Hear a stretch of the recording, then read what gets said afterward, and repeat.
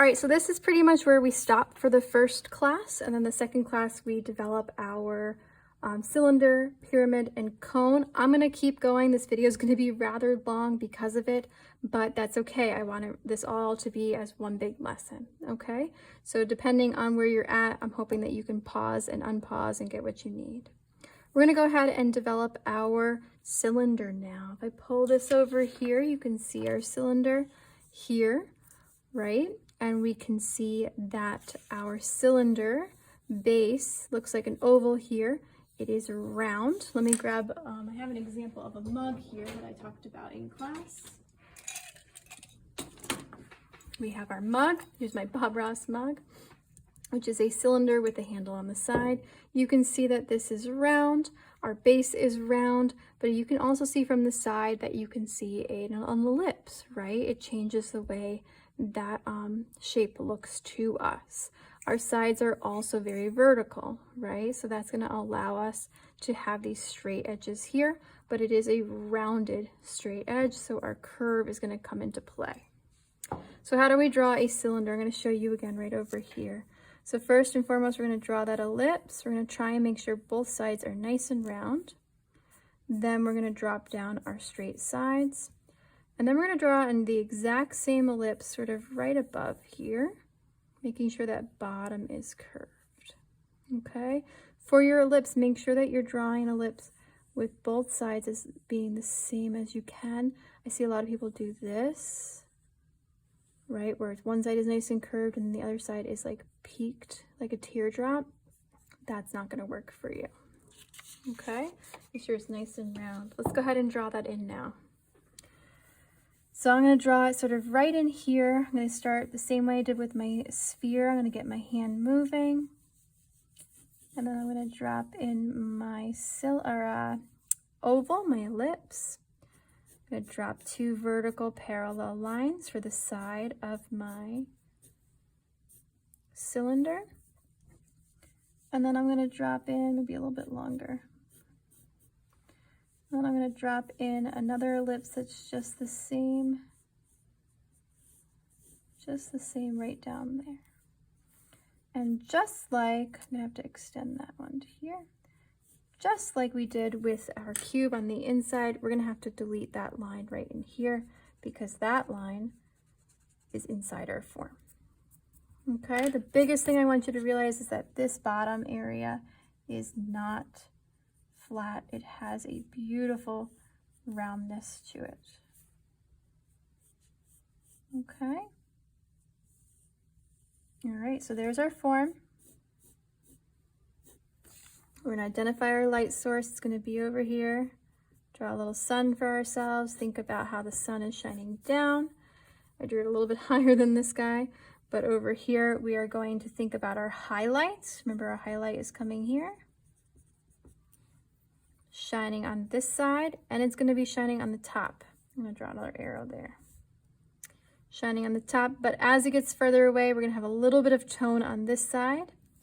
Over here, this whole sort of, because it's round, that light is going to bounce and bend around our cylinder, right? It's not having a hard edge like our cube where it's stopped. It has that roundness. So it's going to hit here and it's going to bring around a little bit like it did there. And I would say maybe from like here over, I'm drawing this line, and please don't do that.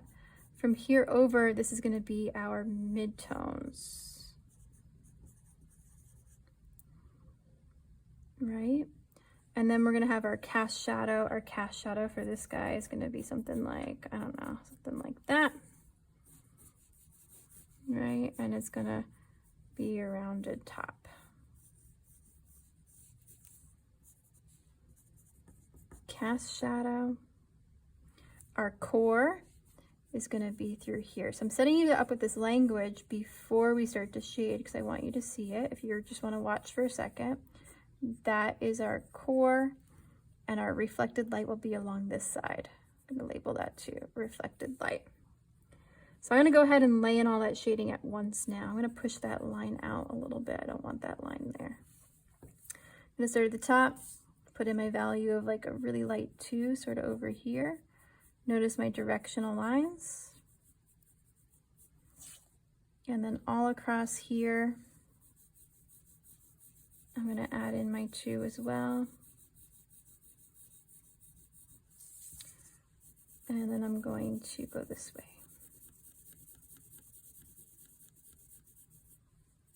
And I'm going to build up my value on this side. Now I want it to be a 2, 3, 4, 1, 2, 3, 4 all the way across, and then I'm going to add in my core.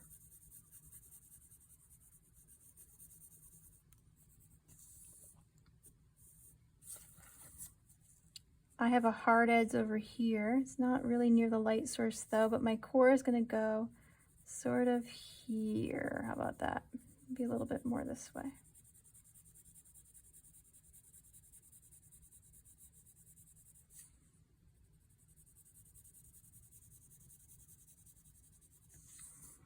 And you're going to see I drop that in, and then I'm going to jump. That's too much of a jump there, right? So I'm going to add a little bit of value between those two to sort of allow that to exist and have a gradient, a stronger gradient than it did before.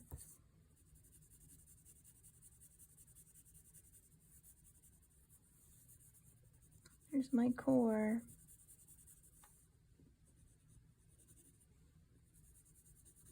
You notice whenever I see an area that's a little too dark, I go back into the area surrounding it to sort of blend it in.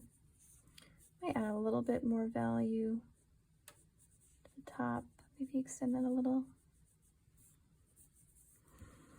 And then again, where's our darkest spot? It's our cast shadow right underneath the object right here.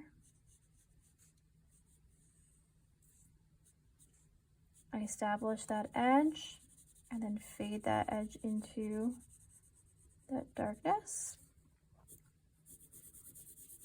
And then I drop in my shadow light.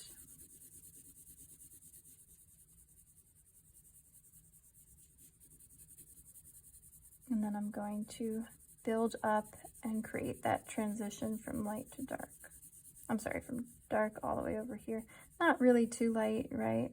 The top of a cylinder's shadow is going to be rounded. Mimics the shape it has.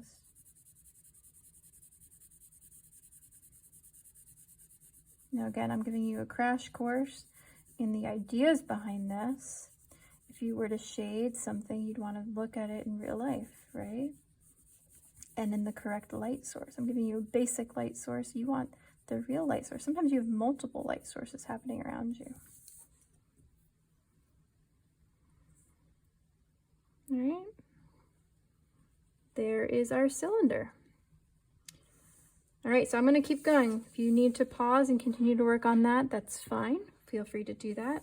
We're going to keep going down here. We're going to talk about pyramids and cones. If I pull this over, you'll notice that I only have the cone here. So I'm going to flip over and talk a little bit about how to construct these two forms, and then we'll do it again together. So a pyramid, if you think about it, and a cone both start with a triangle, right? As their shape. I'm going to draw both of them right here, except for this one, I'm going to leave the bottom open. Okay. A pyramid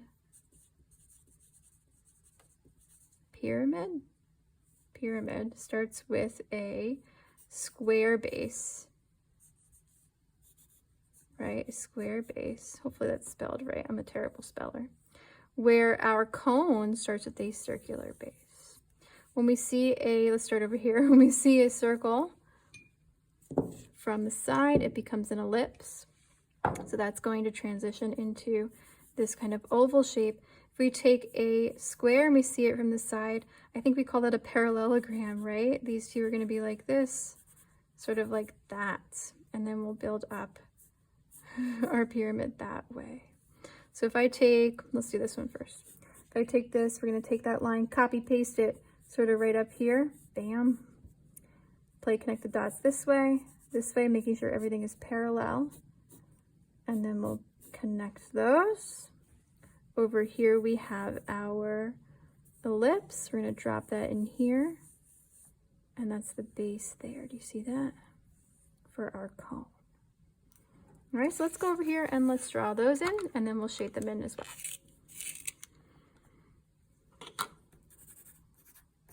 Okay, so over here we're going to do the same thing.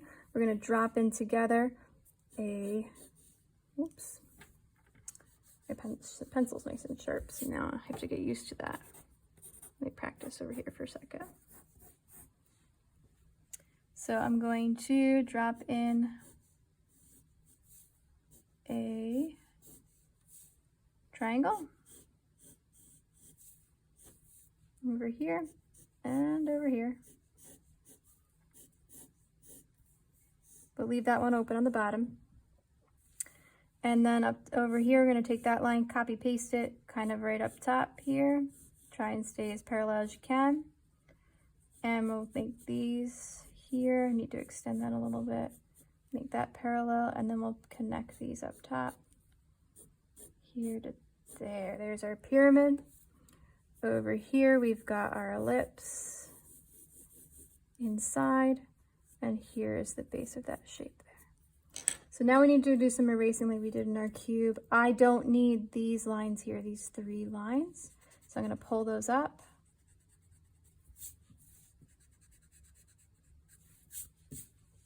And drop my line back in. Again, we drew those lines to help us figure out where the other lines go, but we don't need them anymore. And then over here, we're going to delete that interior line as well. All right, so I'm going to talk you through the language, and then we're going to drop in the shading. Our light source, our suns, my sun, it's right there. It's going to shine down, bam, bam, coming down to create our highlight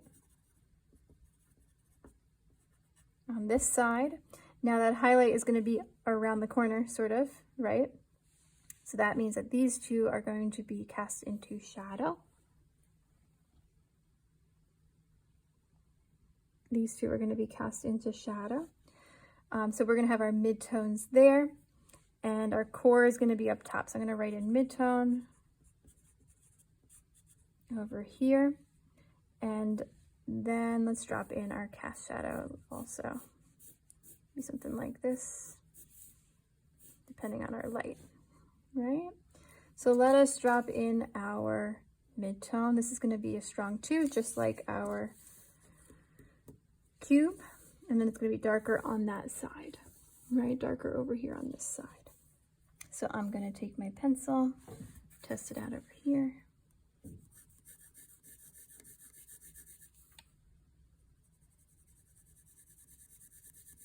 Drop in that one color.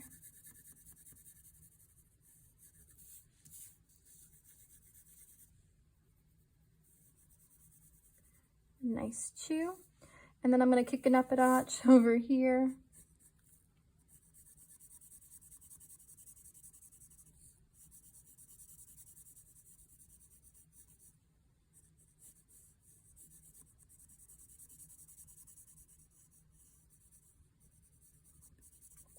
Right, so this side is just generally darker.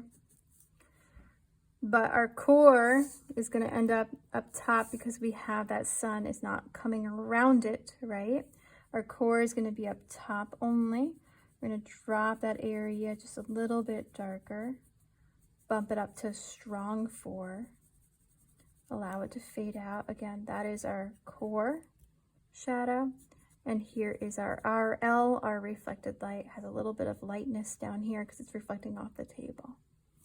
For our cast shadow on the ground, it's going to be nice and dark right below, right underneath where the light can't touch. I like to drop in this light color all the way across.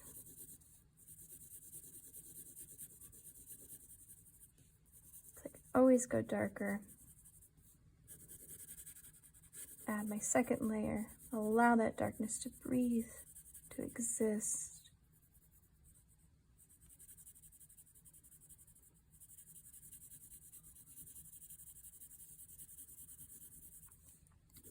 Again, make sure I'm really establishing a good area of darkness. We don't want to be too stingy on that darkness. We want to let that area be dark, but fade that out. There's our pyramid. And last but not least, we have our cone, which I really love to do. Our cone is related to our cylinder. So the same thing is going to happen. Our highlight is going to be on this side, right? Our midtones are all going to be on this side in sort of like a smaller cone right here. And our core is probably going to be somewhere through there. For this shadow, it's probably going to do something like this as well, similar to our pyramid, just doesn't have that extra side. All right, so let me write that language in. Our highlight is on this side, and we do see some of it because it's wrapping around like it did over here. And then our midtones, midtone and cast, and then we'll label the other two in just a second. So I'm going to take my pencil, I'm going to go up and down this way, but sort of wrap it around. And my value here is going to fade out somewhere like there. And then I'll add my next level. Remember, I'm trying to go light to dark across. I can blend some of that out.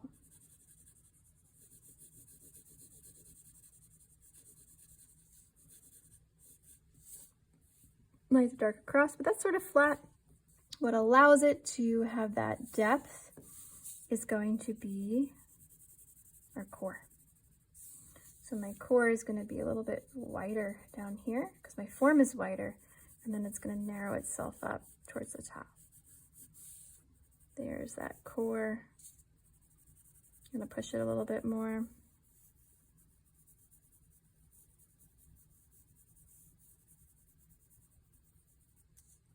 So reflected light, core, and then our cast shadow, again, that roundness underneath. Don't flatten that out. Drop in our shadow all the way across. Establishing that darkness right below the object, right near the object, and allowing it to fade out.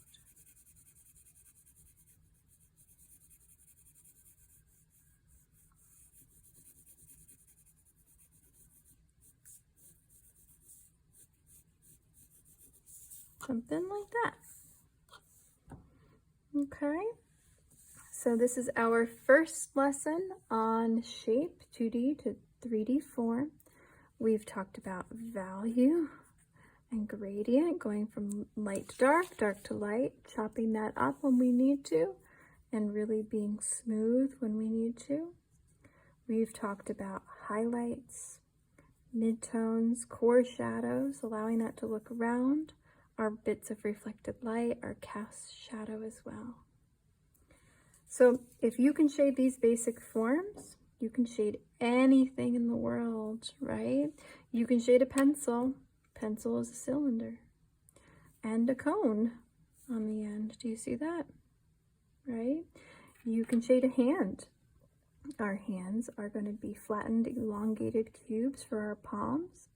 Our fingers are cylinders. Our fingertips are cones, right? So over the next few days, we're going to talk about what that looks like in terms of construction lines, and then we'll move into contour line. If you're done with this page, which you should be at this point, go ahead and sign the bottom.